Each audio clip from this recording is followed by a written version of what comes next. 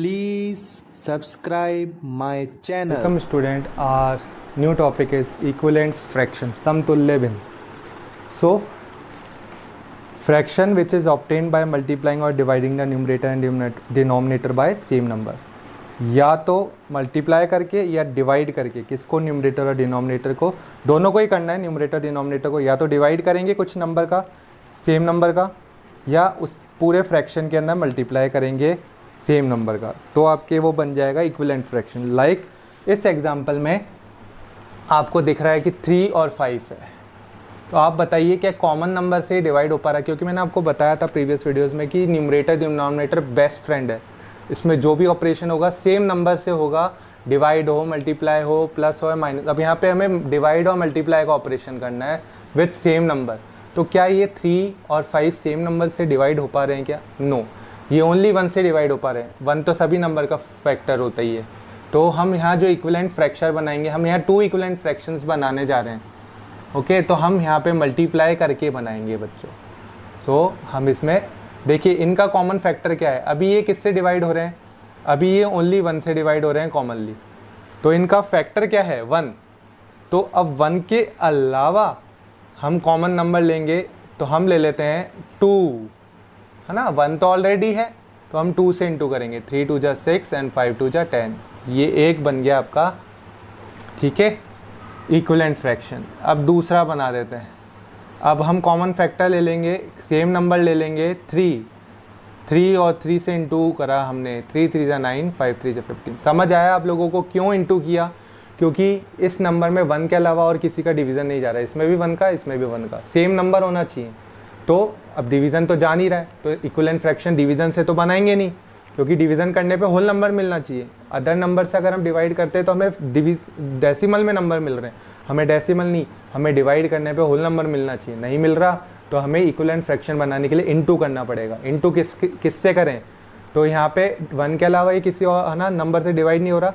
तो अब जो फ्रैक्शंस बनेंगे इक्विवेलेंट फ्रैक्शन, वो 1 के, है ना, अलावा जो नंबर है उनसे इनटू करके बनेंगे. लाइक 2 से, 3 से, 4 से, आगे बनाना है तो 4 से, 5 से, 6 से, 7 8 9 10, है ना, आगे बनाते जाओ. जितने फ्रैक्शंस बनाने हैं आपको इक्विवेलेंट फ्रैक्शन बनाने.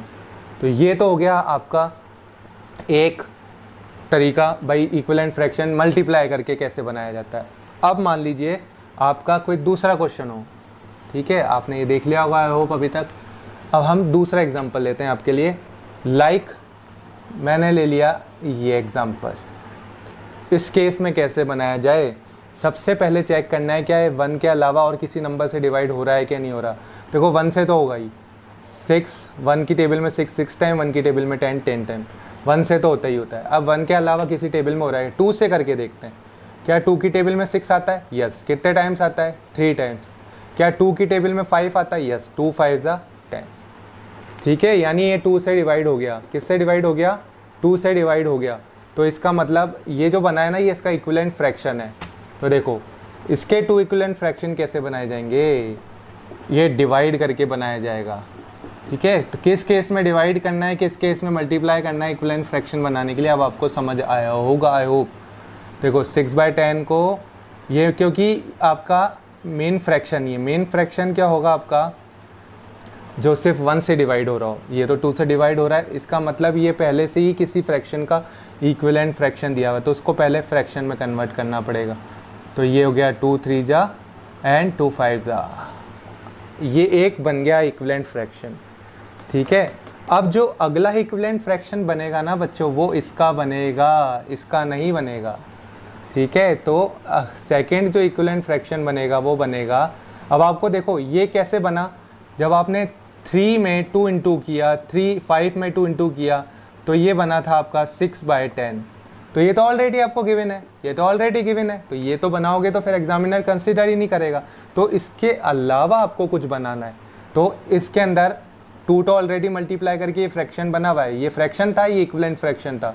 तो आपको इस तरह के क्वेश्चन में पहले फ्रैक्शन निकालना पड़ेगा, तो ये इक्विवेलेंट में ही काउंट हो जाएगा ना. फिर अब आप इस मेन फ्रैक्शन से बनाओगे क्या, आपका अदर इक्विवेलेंट फ्रैक्शन. तो 2 तो ऑलरेडी मल्टीप्लाई करके, 2 फैक्टर वाला तो ऑलरेडी है, तो 3 फैक्टर वाला बनाएंगे हम. 3 3 जा 9 एंड 5 3 जा 15. सो आई होप आपको समझ आया हो बच्चों. थोड़ा सा ये फर्स्ट टाइम पढ़ रहे हैं है ना। तो थोड़ा सा हमारे लिए प्रॉब्लमेटिक रहता है, बट धीरे धीरे आपको ये समझ आने लग जाएगा प्रैक्टिस करने पे। Thanks for watching.